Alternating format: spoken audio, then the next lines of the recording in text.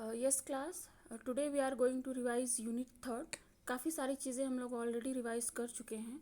हम लोग बात करेंगे नेचुरल साइंस हम लोग पढ़ रहे हैं, और जिसमें कि इकाई थर्ड को हम लोग रिवाइज करेंगे, उसी चीज़ को दोहराएंगे। काफ़ी सारी चीज़ें हम लोग ऑलरेडी रिवाइज कर चुके हैं। तो आज का जो हमारा रिवीजन का सेशन है उसमें कौन सा टॉपिक रहेगा उसको हम लोग सबसे पहले देखेंगे। स्क्रीन पे आपको दिख रहा होगा स्कोप ऑफ साइंस।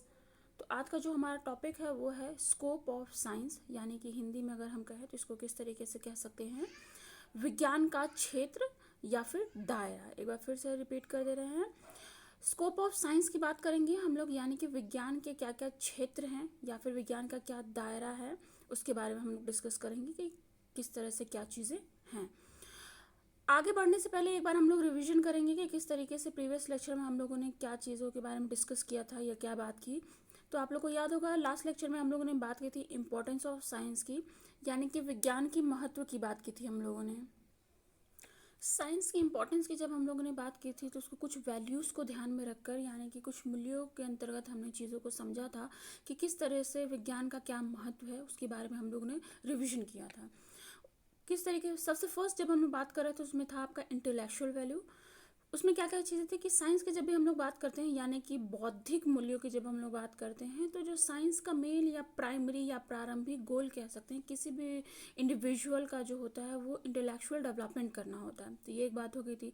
नेक्स्ट हम लोगों ने बात की थी यूटिलियन वैल्यू की, किस तरीके से हम लोग के आसपास हम लोग सारे इलेक्ट्रॉनिक क्या कह सकते हैं कि गैजेट्स घिरे हुए हैं, एक नेटवर्क सा हम लोग हमारे आसपास है और हम एज ऑफ साइंस में रह रहे हैं, यानी कि विज्ञान के युग में रह रहे हैं। तो इस तरीके से उपयोगिता की जब हम लोग बात करते हैं यूटिलियन वैल्यू, तो ये सारी चीज़ों के बारे में हम लोगों ने डिस्कस किया था।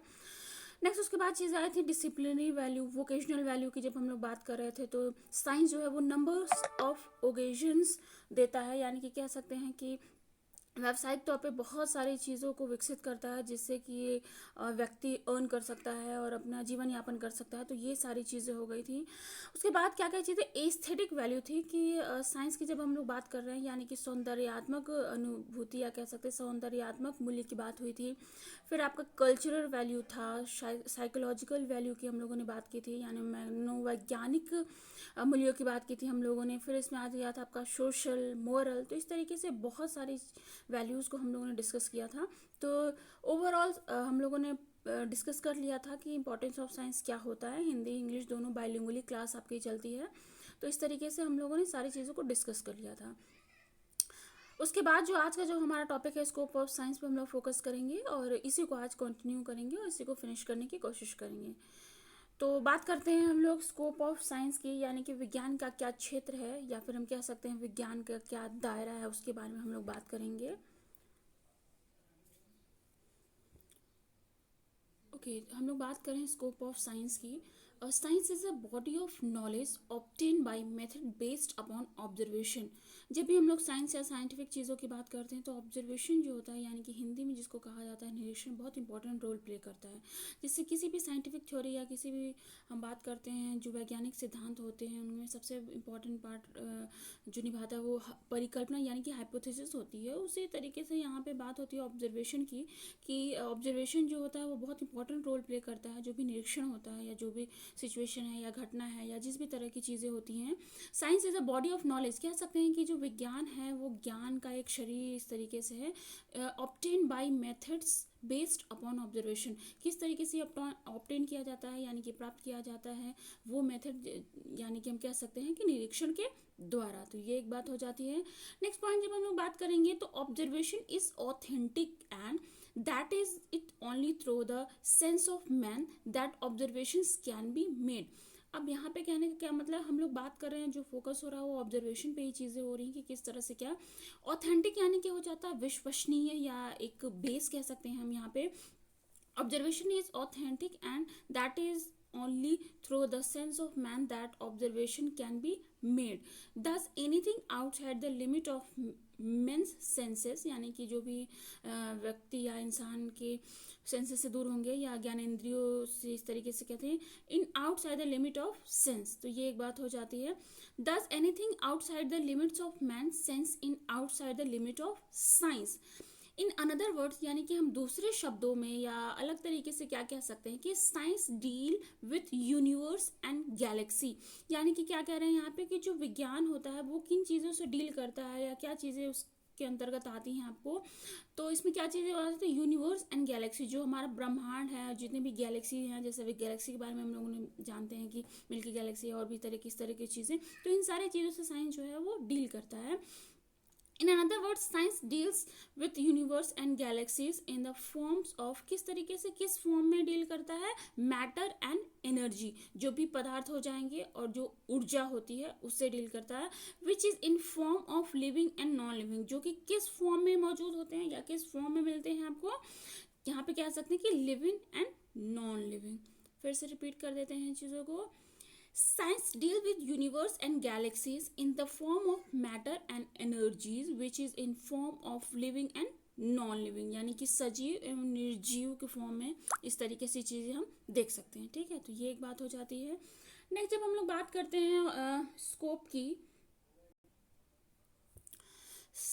science employs a number of instruments to extend males sense to the extremely minute to very vast to the short time duration or long time duration, to dilute or to concentrate and so on and so forth, which does not alter the conclusions, यानी कि निष्कर्ष इस तरीके से हम कह सकते हैं that science is limited to that which is observable, यानी कि क्या कह सकते हैं, जिसको परीक्षित किया जा सकता है या निरीक्षण जिसमें संभव हो जाता है, ऑब्जर्वेबल यहाँ पे वर्ड यूज किया जा रहा है। नेक्स्ट पॉइंट इसमें क्या चीज़ आ जाती है, thus as in any other discipline contemporary experimental technique जो हो जाती है set up some practical limitations but this are not to be confused with the instinct, यहाँ पे क्या कह रहे हैं, intrinsic limitations inherent in the any nature of science। तो ये एक बात हो जाती है आपकी। नेक्स्ट जब हम लोग बात करते हैं, the knowledge of science is tested and retested and also reinvented. जब हम लोग ने बात की थी यहाँ पे, हम लोग इसके पहले हम लोग पढ़ चुके हैं meaning of science, nature of science, importance of science. यहाँ पे हम बात करें स्कोप ऑफ साइंस की, तो एक बहुत इंपॉर्टेंट टर्म हो जाता है, या हम कह सकते हैं एक बहुत इंपॉर्टेंट पॉइंट यहाँ पे आ जाता है कि यहाँ पे कह रहे हैं कि the knowledge of science is, यानी कि जो भी विज्ञान का ज्ञान है उसको इज टेस्टेड एंड रीटेस्टेड, यानी कि इसको परीक्षित किया जा सकता है और बार बार परीक्षण इसका किया जा सकता है। एंड ऑल्सो री इन्वेंट, यानी कि इन्वेंशन यानी क्या हो जाता है, आविष्कार करना या आविष्कार करना, उसको बार बार पुनः आविष्कृत किया जा सकता है। ठीक है, यानी कि जब हम लोग बात कर रहे थे नेचर की, तो उसमें एक पॉइंट हमारा आया था कि science provides production and further revision, research की जो संभावना होती है उसको क्या करता है, प्रोवाइड करता है। तो कहने का मतलब रिसर्च आने पे क्या चीज़ आ जाती है, यही चीज़ पॉइंट यहाँ पे आ जाता है कि साइंस जो है वो उसको बार बार परीक्षित किया जा सकता है, यानी कि बार बार टेस्ट उसका लिया जा सकता है, रीटेस्ट किया जा सकता है, और जो चीज़ ऑलरेडी आविष्कृत हो चुकी है उसको पुनः से आविष्कृत किया जा सकता है। कहने का मतलब कि ऐसा नहीं है कि कोई सोच है या कोई चीज़ इन्वेंशन हो गई या कोई रूल्स एंड रेगुलेशंस बन गए साइंस में, तो वो वैसे ही एज इट इज़ रह जाएंगे, उसमें आगे कोई संभावना नहीं होती है। ऐसा बिल्कुल भी नहीं है, क्योंकि कोई भी चीज़ खोजी जा चुकी है या किसी भी चीज़ का आविष्कार हुआ है या कोई भी टेस्ट है या कुछ भी इस तरीके की वैज्ञानिक चीज़ें हैं, तो उसमें क्या चीज़ें हो जाती हैं कि आगे फर्दर जो फ्यूचर होता है उसमें प्रोडक्शन बना रहता है, उसमें रिसर्च की संभावना बनी रहती है। यानी रिसर्च यानी कि जो चीज़ ऑलरेडी खोजी जा चुकी है या सर्च की जा चुकी है उसी को फर्दर हम क्या करेंगे, उसमें अगर कुछ इम्प्रूवमेंट है या कुछ एड ऑन चीज़ें की जा रही हैं तो रिसर्च की संभावना बनी रहती है, यानी कि की जा सकती है और की भी जाती है। तो ये एक बात हो जाती है।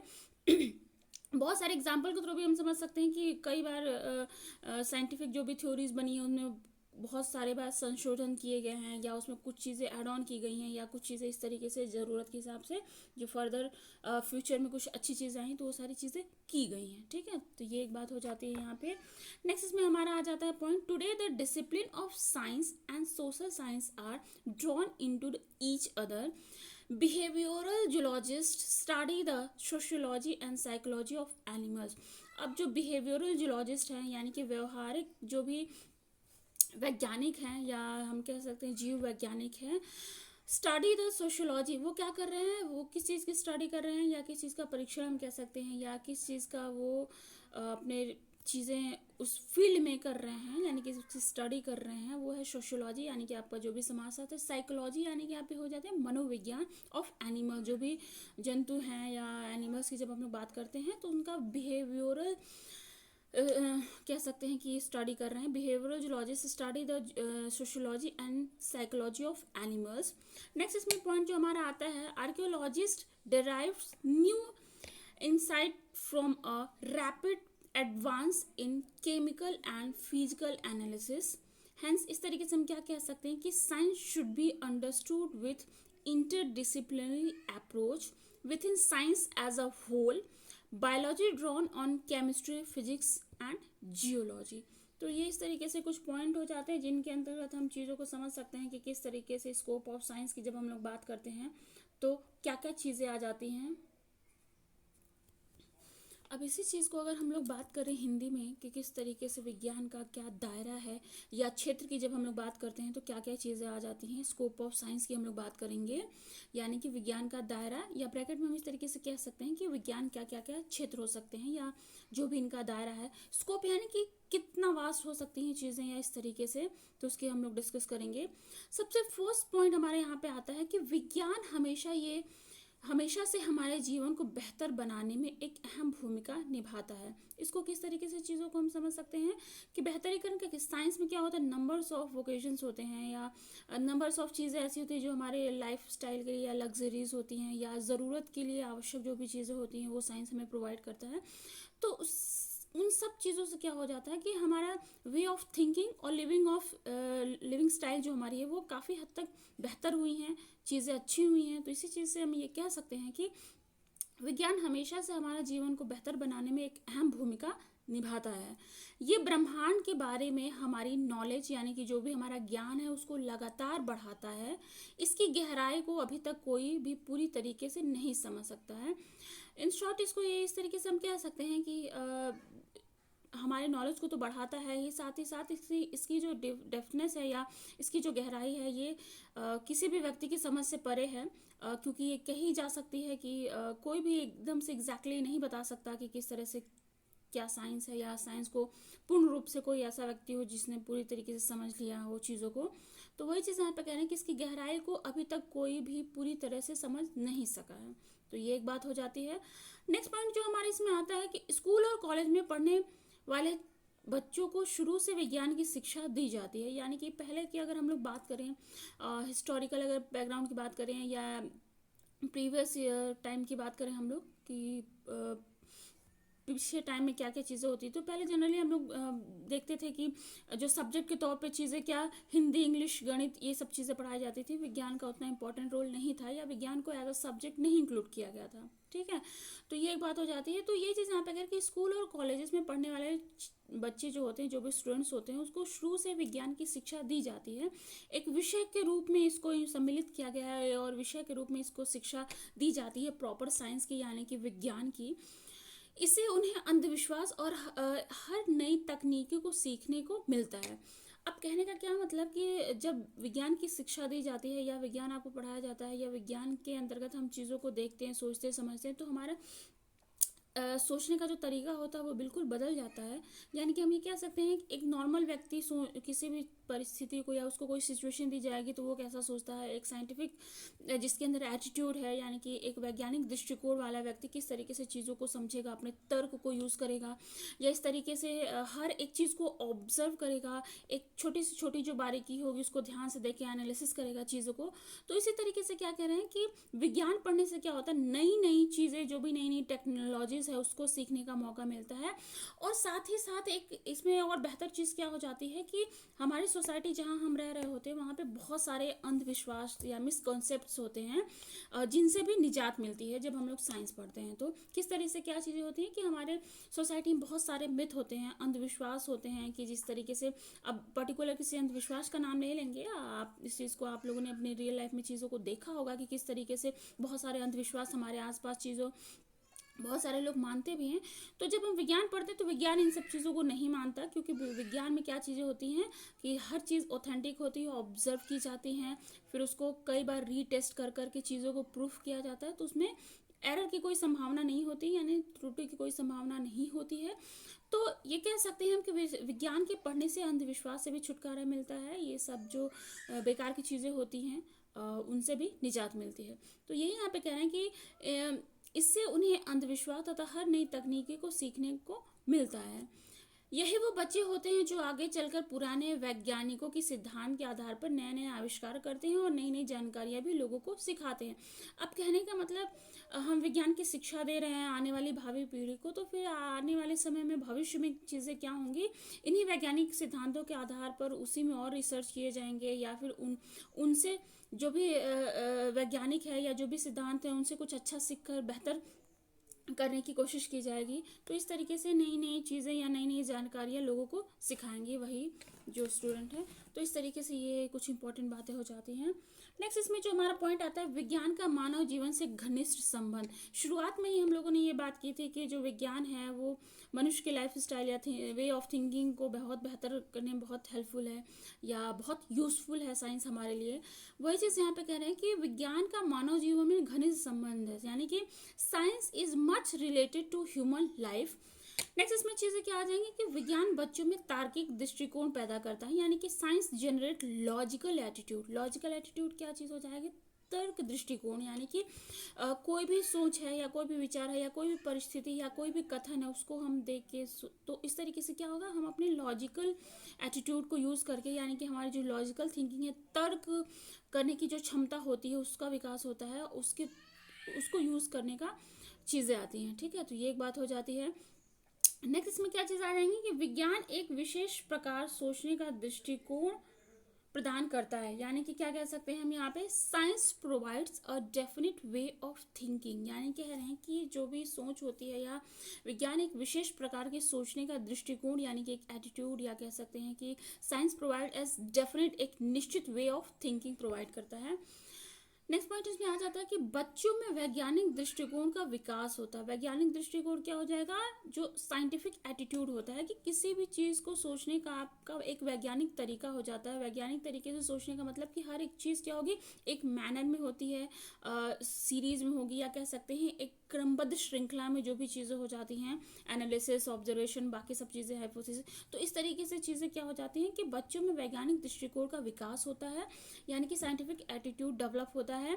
नेक्स्ट पॉइंट इसमें आ जाता है कि विज्ञान मानसिक शक्तियों को विकसित करने का अवसर प्रदान करता है। मेंटली क्या होगा, चीज़ों को हम तर्कपूर्वक सोच रहे हैं, समझ रहे हैं, एनालिसिस कर रहे हैं, ऑब्जर्व कर रहे हैं, तो इन सब चीज़ों की वजह से क्या होता है, जो हमारी मानसिक शक्तियाँ होंगी, मेंटल जो कैपेबिलिटी होती है वो और विकसित होती हैं और उनको और मौके मिलते हैं। तो ये एक बात हो जाती है यहाँ पे।